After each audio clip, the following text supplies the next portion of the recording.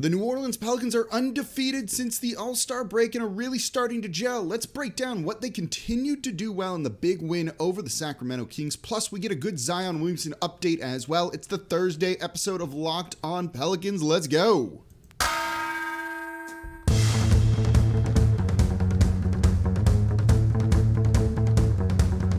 You are Locked On Pelicans, your daily New Orleans Pelicans podcast. Part of the Locked On Podcast Network, your team every day. Welcome to another edition of Locked On Pelicans, the daily podcast covering your favorite team, the New Orleans Pelicans and NBA, part of the Locked On Podcast Network, your team every day, available wherever you get your podcasts and available on YouTube. I'm your host, Pelicans Insider, credential member of the media, Jake Madison, at NOLA Jake on Twitter, here with y'all on this Thursday, back with you all after a day off after Fat Tuesday, Mardi Gras Day. I hope you had a wonderful carnival. I'm ready to detox for a couple of days and just kind of chill. And no better way to ease into all of that, really, than the Pelicans getting a very big win over the Sacramento Kings, blowing them out 125-95 to go 3-0 after the All-Star break, undefeated. The vibes around the team are excellent. You saw Pelicans players out at Mardi Gras too. We saw Jose Alvarado on TV with Fletcher Mackel of WDSU and Sharif Ishak as well when they were wearing Jose Alvarado jerseys. He just wanted to show up and be a part of it. I told you guys the story of how I saw Willie Green out at one of the parades too. It's awesome. The team's winning. Things are really starting to come together, and this game so far is a bit of a culmination of all of that. So we're going to talk about how Brandon Ingram was cooking, why he was able to cook, the offense overall, and then the job Willie Green has done. The rotations have been good, putting players in position to succeed, and then we'll dive into the Zion Williamson update. Is there a chance he plays this year? I don't know, but either way, it's nice to get a positive update. So thank you for making Locked On Pelicans your first listen every day. We're free and available wherever you get your podcasts. No one else coming to you all like this 5 days a week, breaking down all the good around this team right now. And trust me, their team on the rise in sole possession as of the moment I'm recording this of 10th in the Western Conference and basically just ended the Kings' chances for the play-in tournament. And it feels like they're coming for 9 in the Los Angeles Lakers. So subscribe wherever you get your podcasts because you want to be along for the ride as well. So big story out of this game. Brandon Ingram, a freaking killer, right? This guy was unguardable in this one. 33 points on the night, and he did that after missing a chunk of the third quarter after having to go to the locker room and get 2 stitches after basically a busted lip. And he came back and just was cooking. They started slow. This team started slow. Maybe a bit of a Mardi Gras hangover in the first quarter where they had 6 turnovers. But once Brandon Ingram got things going, this one, they just kind of cruised. He was 15 of 19 from the field. He only got to the line twice and only made 1 free throw. So to put up 33 points on 19 shots, you're going to do that basically without missing. 79% from the field if we're rounding up. That's an incredible performance for him. And I said in yesterday's show, this is arguably, and I said it on the radio much too, one of the biggest games of the season so far for New Orleans. You win this one, the Kings don't have a very realistic shot, given their schedule and given how well New Orleans would be playing, of going after the 10th spot in the play-in seed. So you just eliminate a team gunning for what you also want. It's demoralizing what you did to the Kings there too. That's really excellent. Brandon Ingram to step up in the game and be the catalyst, the reason for that, is just lagniappe at this point, right? His shooting has been a little bit off this season. And it's been okay because he's transitioned a lot to being more of a playmaker. And he had 6 assists in this one. His passing has been excellent for the most part. But the shooting's down from previous years. But then he showed you in this game, he can turn it on when he needs to. And he's been putting in extra work after practices during the All-Star break, working more with Fred Vincent to really get his shot to start falling. It did in this one. His three-point percentage is down this season. His field goal percentage is the second lowest of his career this season, and it's still pretty decent at 45%. But he knows that he needs to be better than that if the Pelicans want to get into the postseason, and he delivered in this one decisively. The mid-range game, killing it, getting to the rim when he needed to, stepping into his threes confidently. That's what you want to see out of the leader of this team, the best player on this team. And really, you're seeing the offense gel overall with him and CJ McCollum no longer doing the you go, I go, you go, I go. There's more of a chemistry there. It's more fluid, and it was really exemplified by one play in particular in the first quarter. CJ McCollum had the ball. He goes to the left side while he has that in his hands. Two guys go with him. Two defenders go with him because he's such a threat to score. It leaves Brandon Ingram as wide open as you've ever seen anyone. You saw Jonas Valanciunas dive towards the rim, picked up the other defender there, and it left Brandon Ingram with something like 10 feet of space to the nearest defender.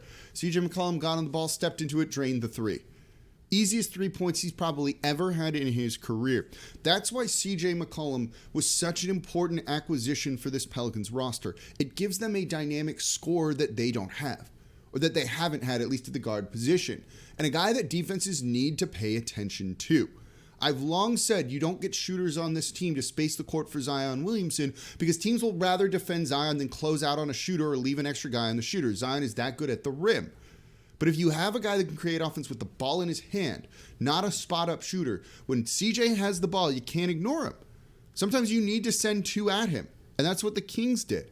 And he burned them and made them pay. 9 assists on the night for CJ McCollum, taking advantage of the double teams being thrown his way, looking to find the extra man.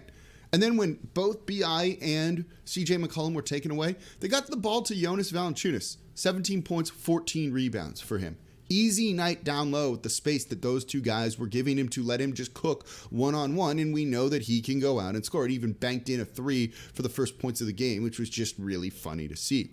You're seeing everything offensively when it comes to these players really start to click. There's a two-man game between CJ and Jonas Valanciunas. There's a two-man game between CJ and Brandon Ingram. There's a two-man game now between Brandon Ingram and Jonas Valanciunas, all unlocked because of the addition of CJ McCollum.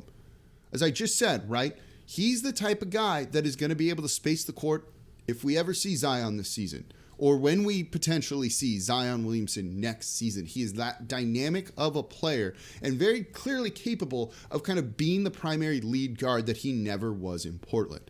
This offense looks frightening right now because of all of that.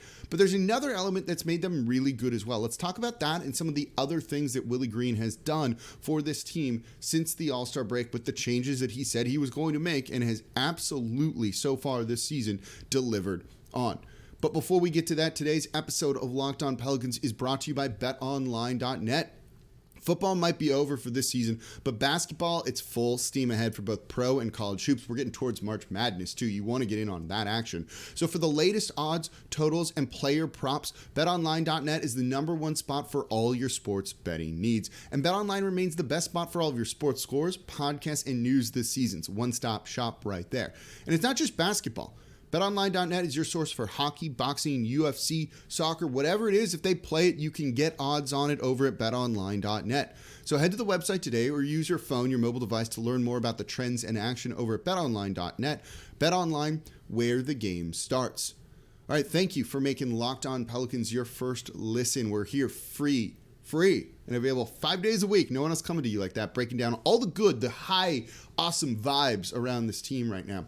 And for your next listen, check out the Locked On Now podcast. Nightly recaps of every NBA game with analysis from our local experts. It's free, available wherever you get your podcast. You could not get the context of a game and what was important in it just from looking at the box score over at NBA.com. You need the local experts who cover the team on a daily basis, giving you the biggest takeaways. Locked On Now does that quick and concise. It's your one thing you need to listen to be able to learn everything about what happened the night before in the NBA.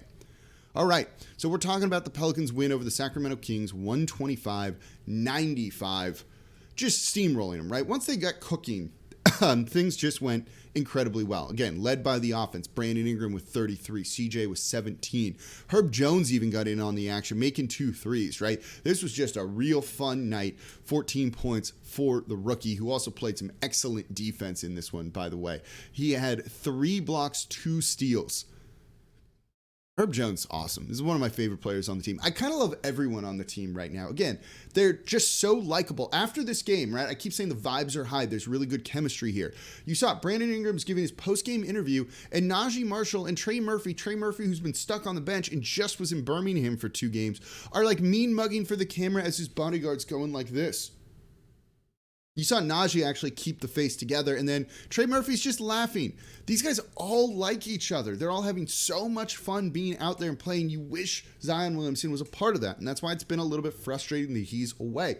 This is easily the most likable team New Orleans has had in terms of, like, you're a fan, you just want to root for these dudes.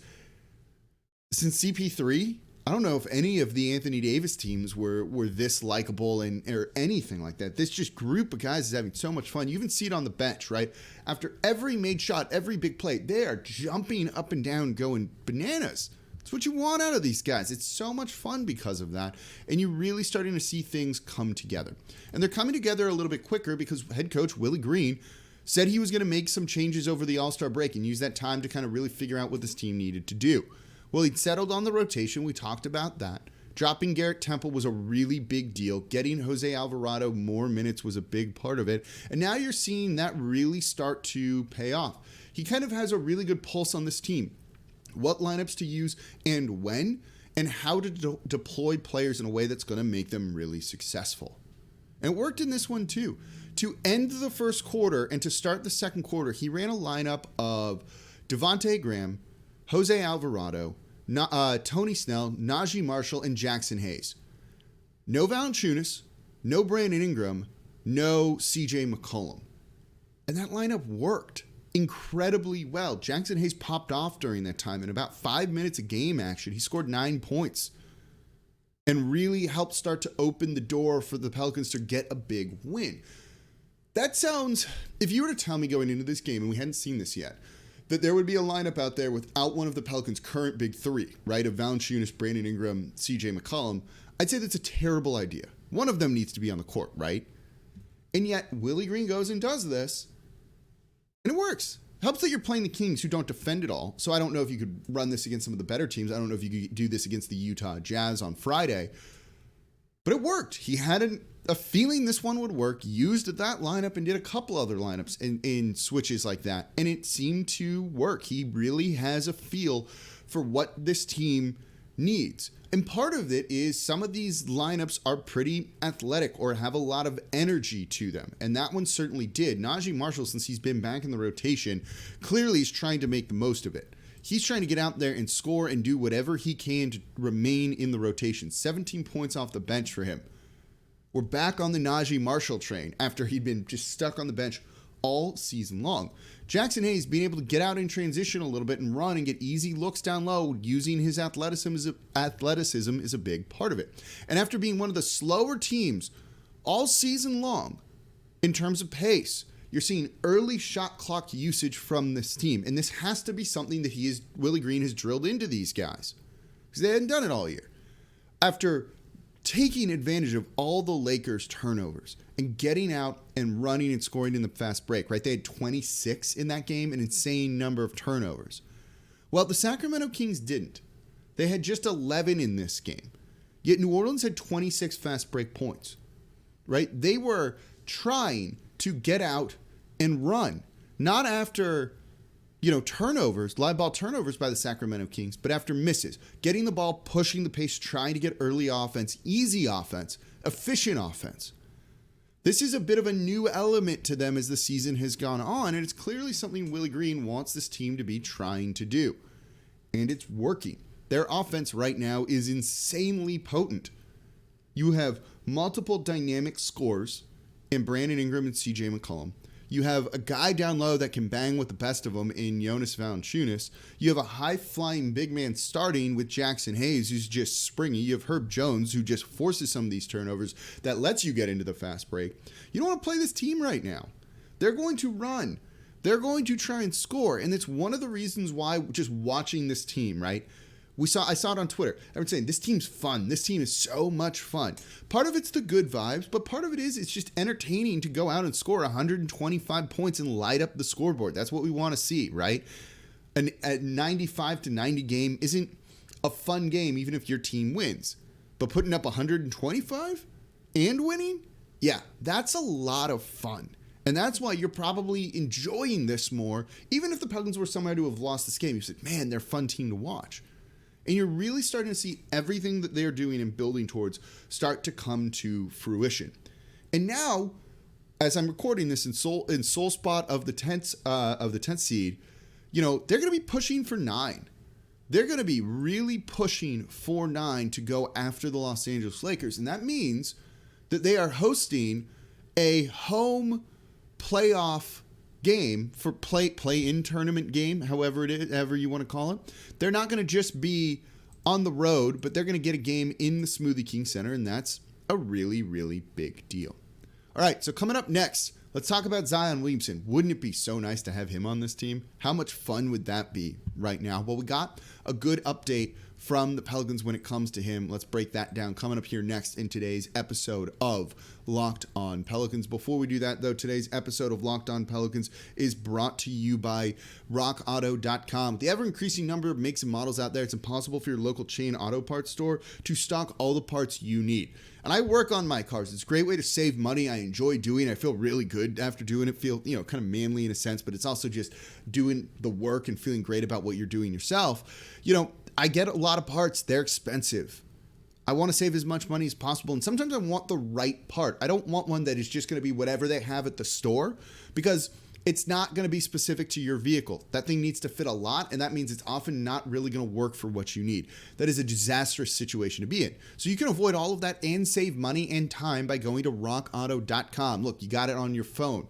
It's in your pocket. It's right there. Don't choose to spend 30, 50, 100% more for the same parts from a chain store or a car dealership. I had to replace a radiator in the older car that I have.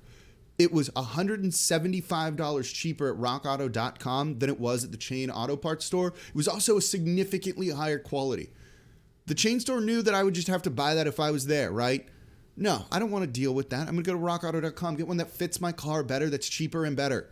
So go to rockauto.com. It's a family business serving do-it-yourselfers online for over 20 years, and their prices are reliably low for every single customer, and they have everything you could need. Brake parts, tail lamps, motor oil, even new carpet. So go explore their easy-to-use website, and it's super easy. You choose your make, your model, the year. You're going to see everything you could want in a really easy-to-use website. So go to rockauto.com right now. See all the parts available for your car or truck. Right locked on in there. How'd you hear about us box so they know we sent you. Amazing selection, reliably low prices. All the parts your car will ever need. Visit rockauto.com.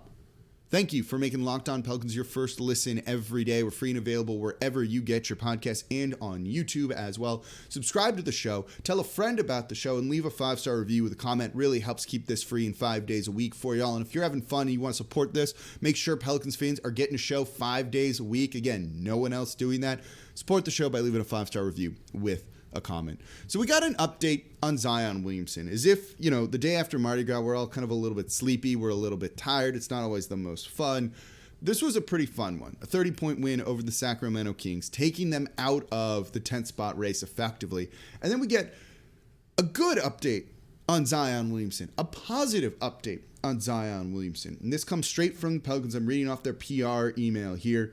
Recent imaging showed improved bone healing of the 5th metatarsal in Zion Williamson's right foot. He will gradually progress to full weight-bearing exercise and basketball activities. He remains out indefinitely. This is important because we weren't sure if the bone was healing well. It's been a long time since we've kind of had an update. I've said before, I believe the team wants him to have surgery and just kind of fix this foot. He doesn't want to have surgery on it for whatever reason. And so he went to Portland basically to try and, go to Nike and see if he could do physical therapy enough to try and make this better. And it didn't seem like that was working for a while. He got the injection of platelet-rich blood in his foot to really try and help that as well. Well, it looks like all of that is starting to work and it's starting to heal, and he can start the ramp up towards a return to play. It's going to take a while, right? He's not on full weight-bearing activities. He won't be for a while. Things like running, all of that. So this is not a quick process. There's 20 games to go. Will he make a return this season? I'm still skeptical of it. It's just nice to hear that there isn't more setbacks yet. There could still be in the future. This doesn't mean that he's going to be full on go and we'll see him at some point, or that this is over with. But it means his foot at least is heading in the right direction. And again, we're high on this Pelicans team right now. We should be 3-0. They look good, actually. They look like they're going to push the Lakers for 9th. You were to add Zion to that team, this team would be so much fun. This team would be scary good at that point. Not scary good, but you get what I'm saying. They'd be better than a play-in tournament team. And they're having so much fun. These guys really enjoy playing with each other. If this means Zion can get back to the team and be around them before the end of the season, maybe that helps melt some of the frostiness between him and the organization. Maybe he's there at practice watching these guys have an absolute blast. Sometimes that's infectious, right? You're there, you get caught up in the moment, it feels really great. That could be a really big thing towards helping him feel better about potentially being in New Orleans. If there's, thoughts in his head of wanting out, of not really caring so much about David Griffin because he doesn't have to deal with him as often and can just kind of deal with everyone else. Getting his foot healed and at least just getting him to the building in New Orleans around this team, that's going to help things, I think, more than anything else could at this point to make things really work. And I can tell you, he's been more communicative with the team since those comments by CJ McCollum, since JJ Redick tore him apart, and basically he spent a week as a bit of a pariah in the news cycle. That seemed to kind of be mission accomplished for the Pelicans to an extent and get him kind of back into the fold, communicating with them, talking more, communicating with head coach Willie Green, which is a good thing. So with his foot healing and him being responsive, things are maybe trending a little bit better in that regards with him, and that just gives us hope for potentially the end of the season, though again, skeptical of that. But really, it just makes you think about what could be next season, particularly if this team does make the play-in tournament and maybe even gets into the postseason as the 8th spot should they win those 2 games. It's going to be a lot of fun. It's going to be a lot of fun the rest of the way. It's going to be quite a ride, so make sure you're a part of it by subscribing to Locked On Pelicans. And thank you for making Locked On Pelicans your first listen every day. Now make your second listen Locked On NBA. Locked On experts covering the biggest stories around the NBA every Monday through Friday in less than 30 minutes. I'm there every Wednesday breaking it all down. It's free and available 5 days a week wherever you get your podcasts. As always, I'm your host, Jake Madison, at NolaJake on Twitter, and I'll be back with you all tomorrow.